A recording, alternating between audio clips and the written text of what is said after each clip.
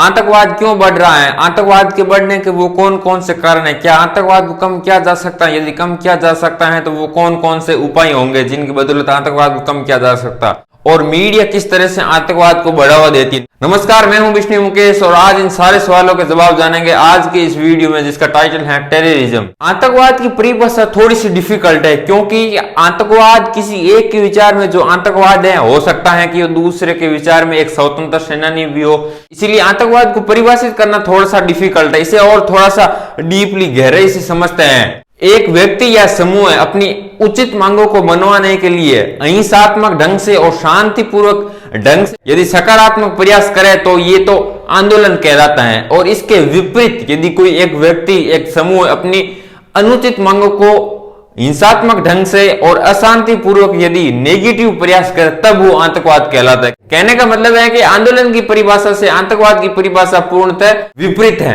जहां पर आंदोलन में एक पॉजिटिविटी होती है, उचित मांग होती है और शांतिपूर्वक तरीके से अपना प्रयास किया जाता है अहिंसात्मक ढंग से, वहीं आतंकवाद में उनकी मांगे अनुचित होती हैं, इसके साथ साथ में उनके प्रयास हिंसात्मक होते हैं और अशांतिपूर्वक होते हैं। आतंकवादियों का मेन 3 टारगेट होता है। एक तो किसी संस्था या केंद्रों पर हमला करना, जैसे कि 2000 में हमने देखा है कि लाल किले पर आतंकवादियों ने हमला किया, वहीं 2001 में भारतीय संसद पर भी हमला किया है। दूसरा, यदि आतंकवादी संगठन कोई आतंकवादी हमला करता है तो कोई तीसरा संगठन जो है उस आतंकवादी हमले का जो है जिम्मेदारी लेता है, ताकि उसकी लोगों के अंदर एक वहम, एक डर, एक भय का जो है माहौल क्रिएट हो जाता है। इसलिए ये आतंकवादी संगठन इसलिए करते हैं। और इसका जो मेन जो टारगेट, मतलब कि तीसरे जो टारगेट होता है वो है किसी देश, किसी ऑर्गेनाइजेशन की सत्ता को हथियाना। इसका तो मुझे एग्जांपल देने की ही जरूरत नहीं है। हाल ही में तालिबानियों ने अफगानिस्तान को अपने कब्जे में किया है। इससे पहले भी ऐसी आतंकवादी घटना हो चुकी है जिसमें आतंकवादी संगठनों द्वारा किसी पर्टिकुलर देश की सत्ता को छीन ली। और कभी कभी जो आतंकवाद है किसी देश या किसी धर्म की रक्षा भी करते हैं। मैंने शुरुआत में क्या कहा है कि आतंकवादी किसी एक के विचार में जो आतंकवादी होता है, हो सकता है कि वो दूसरे के विचार में एक स्वतंत्र सेना भी होता है। मैंने यहाँ पर कभी कभी बोला है कि कभी कभी जो है आतंकवादी जो भी घटनाएं हैं वो किसी देश, किसी धर्म के जो है रक्षा के लिए हो सकती है, लेकिन कभी कभी नॉर्मली जो आतंकवादी घटना होती है वो किसी देश या किसी धर्म के विपरीत ही होती है, न कि उसके पक्ष में। और आपको यहाँ पर एक बात और समझने की जरूरत है कि आतंकवादियों का ना ही कोई इनका देश होता, ना ही कोई समाज होता, ना ही कोई इनकी कोई जाति होती है। इसका एग्जाम्पल लेता हूं कि आपको पता ही है कि आतंकवादियों का जो होम टाउन है, जो उनका घर है एक्चुअली में वो पाकिस्तान है। आप भी मानते हैं पाकिस्तान आतंकवादियों को शरण देते हैं, लेकिन 2014 में एक घटना हुई जिसमें आतंकवादियों ने पाकिस्तान के एक स्कूल में हमला किया और जिसमें अंधाधुंध गोलीबारी की और टोटल 132 जो है बच्चों की मौत हो गई है। इससे ये सिद्ध हो जाती है कि आतंकवादी तो ना ही किसी पर्टिकुलर देश के होते हैं और ना ही किसी पर्टिकुलर धर्म के होते हैं, ये पूरे मानवता के विपरीत होते हैं। कहने का मतलब है कि मानव समाज के विपरीत होते हैं आतंकवाद। अब आपके दिमाग में सवाल आया होगा कि आतंकवादी संगठन काम कैसे करते हैं। जिस तरह किसी देश की मिलिट्री काम करती है, मतलब कि किसी देश का, जैसे भारत का एग्जांपल ले लेता हूं कि भारत का कोई व्यक्ति जो है इंडियन आर्मी में जिस तरह से उसका सिलेक्शन होता है, उसी प्रकार से किसी व्यक्ति का जो है आतंकवादी संगठन में जो सिलेक्शन होता है, जिसमें उसे आतंकवाद से रिलेटेड पूरी जानकारी सिखाई जाती है और इससे उसे मानसिक और शारीरिक रूप से इतना ज्यादा प्रिपेयर कर दिया जाता है कि उसके दिमाग में सिर्फ 2 ही शब्दों का मतलब मालूम होता है, पहला तो मारना और दूसरा मरना। ये आत्मघाती हमले से भी पीछे नहीं हटते। वर्ल्ड में बहुत सारे आतंकवादी संगठन है, जैसे खालिस्तान, तालिबान, अल-कायदा, लिट्टे और इसके साथ साथ और भी बहुत सारे जो है आतंकवादी संगठन है। और क्या आपको मालूम है कि इन्हें फंडिंग कहां से मिलता है? इनको क्या होता है कि आतंकवादियों का भी 2 तरीके से आतंकवादी घटना को यूज होता है।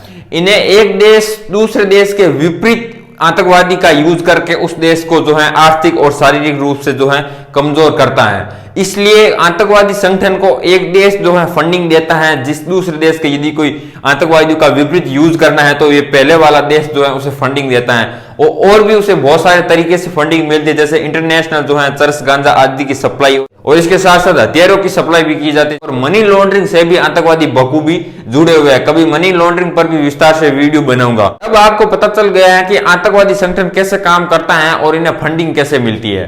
और आतंकवादी को इतने ज्यादा मेंटल और फिजिकल रूप से प्रिपेयर कर देते हैं कि ये खुद मरने से भी पीछे नहीं हटते हैं। इनका एक एग्जांपल लेता हूं कि 9/11 का हमला आपने सुना ही होगा, जो कि अमेरिका में हुआ था, जिसमें एक आतंकवादी संगठन अल कायदा था, जिसने क्या किया है कि 4 एरोप्लेन को हाईजैक कर दिया और इसने 2 वायु विमानों को वर्ल्ड ट्रेड सेंटर में घुसा दिया और तीसरे विमान को पेंटागन से टकरा दिया और चौथा विमान एक खेत में जाकर गिरा। कहने का मतलब है कि ये आतंकवादी आत्मघाती हमले से भी पीछे नहीं हटते हैं। और इसके साथ साथ और भी बहुत सारी वर्ल्ड वाइड जो है आतंकवादी घटनाएं हुई हैं, जैसे 2000 में रिजर्ट डे बम विस्फोट, और इसके साथ साथ 2001 में आपको पता ही है कि 11/7 का हमला, और 2002 में बाली बम विस्फोट, और इसके साथ साथ 2005 में 7/7 बम विस्फोट भी हुआ था। और आतंकवादी घटना न केवल वर्ल्ड वाइड होती है बल्कि भारत में भी बहुत सारी आतंकवादी घटनाएं हुई है अब तक, जैसे राजीव गांधी की हत्या 1991 में, इसके साथ साथ बॉम्बे बम विस्फोट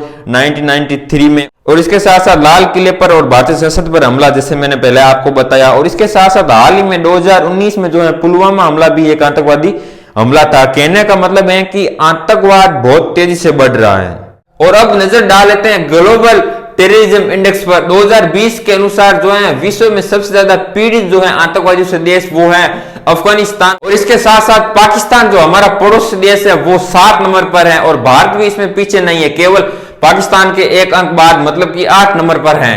और इसके साथ साथ यूएस है, इतना बड़ा देश है, विकसित देश है, इसका भी नंबर जो है 29 पर है। कहने का मतलब है कि इतना बड़ा देश होने के बावजूद भी आतंकवादी गतिविधियों से वो पीड़ित है। इससे आप अंदाजा लगा सकते हो कि आतंकवाद कितनी बड़ी एक समस्या वर्ल्ड वाइड बन चुकी है। आतंकवाद एक साइकोलॉजिकल एक इफेक्ट डालती है, ये जनता के माइंड पर एक इफेक्ट डाल देती है, जिससे जनता को एक जो है आतंकवाद के एक डर माहौल पैदा होता है। इनका मेन टारगेट यही रहता है कि जनता में डर और आतंक का माहौल क्रिएट कर दिया जाता है, जिससे ये पर्टिकुलर जो है आतंकवादी संगठन से और आतंकवादियों के नाम से जनता और किसी भी देश की सरकार जो है डरने लग जाती है। न्यूज चैनल और लाइव कवरेज से आतंकवादी घटनाओं को और ज्यादा बढ़ावा मिलता है। और आपको लगता है कि न्यूज चैनल और लाइव कवरेज से आतंकवादी किस तरह से बढ़ावा मिलती है, तो आपको मैं स्पष्ट कर देता हूं कि लाइव कवरेज से आतंकवादियों को बहुत ज्यादा बेनिफिट मिलता है और इसके साथ साथ बढ़ावा भी मिलता है। उसका मैं आपको कुछ कारण भी बताऊंगा। पहला कारण है कि न्यूज चैनल पर जैसे ही कोई समाचार, कोई आतंकवादी हमले की न्यूज आती है और पूरे दिन वो लाइव कवरेज कर देते हैं, इससे क्या होता है कि दूसरे संगठन, मतलब कि एक संगठन जिस संगठन ने आतंकवादी हमला किया, इसके अलावा दूसरे अन्य भी जितने भी आतंकवादी संगठन है वो भी उत्तेजित हो जाते हैं और उनका लगता है कि इस बार हम आतंकवादी हमला करेंगे। कहने का मतलब है कि न्यूज चैनल से दूसरे जो छोटे छोटे आतंकवादी संगठन है वो भी उत्तेजित हो जाते हैं और वो भी उस संगठन को देखकर ऐसे ही कार्य करते हैं। और लाइव कवरेज से आतंकवादियों को पल पल की खबर मिलती रहती है, मतलब कि किसी देश पर जहां पर उसने आतंकवादी अटैक किया, उसकी मिलिट्री, उस देश की सरकार जो भी प्रयास करना चाहती है जो गुप्त रूप से, उनकी जानकारी भी आतंकवादियों को मिल जाती है और वो अपने काम को आसानी से कर देते हैं। कि जनता जो है न्यूज चैनलों पर बार बार आतंकवादी घटनाओं को देखकर भाव शून्य हो जाता है, उसे कुछ जो है अलग नहीं लगता है, उसको कुछ सतर्कता महसूस नहीं होती और वो लापरवाह हो जाता है और किसी आतंकवादी घटनाओं की चपेट में आ जाता है। आतंकवादियों ने किसी व्यक्ति को यदि बंदी बना लिया है तो उसको मीडिया कवरेज से जान का खतरा भी रहता है। तो अब सवाल यह है कि इसका आतंकवादी का समाधान क्या है। आतंकवाद का समाधान यही है कि पूरे देश को वर्ल्ड लेवल पर एक साथ आना चाहिए और इसकी समस्या का समाधान पर विचार करना चाहिए और तुरंत एक्शन लेना चाहिए। आतंकवादी घटनाओं को सिर्फ किसी देश की सरकार और पूरे वर्ल्ड स्तर पर इसे रोका जाता है। ऐसा नहीं कि एक व्यक्ति के विचार से आतंकवाद रुक जाएगा, बिल्कुल नहीं। इसको पूरे देश की सरकार और इसके साथ साथ पूरे विश्व भर की जितने भी देश है उनकी सरकार को एक लेवल पर साथ में आकर प्रयास करेंगे तो जरूर आतंकवाद खत्म हो सकता है। और आप अगला किस टॉपिक पर वीडियो चाहते हो कमेंट कीजिए। पॉलिटिक्स से रिलेटेड मैंने राजनीतिक अपराधीकरण पर वीडियो बनाया, और भी आप अलग अलग फील्ड में मुझे वीडियो बता सकते हो, जैसे कि साइंस एंड फैक्ट के विषय में, personality case study, business case study, financial से रिलेटेड किसी भी टॉपिक पर आप मुझे वीडियो कमेंट बॉक्स में सजेशन कर सकते हो। कमेंट जरूर कीजिए और मुझे बताइए कि अगला वीडियो किस टॉपिक पर बनाऊं।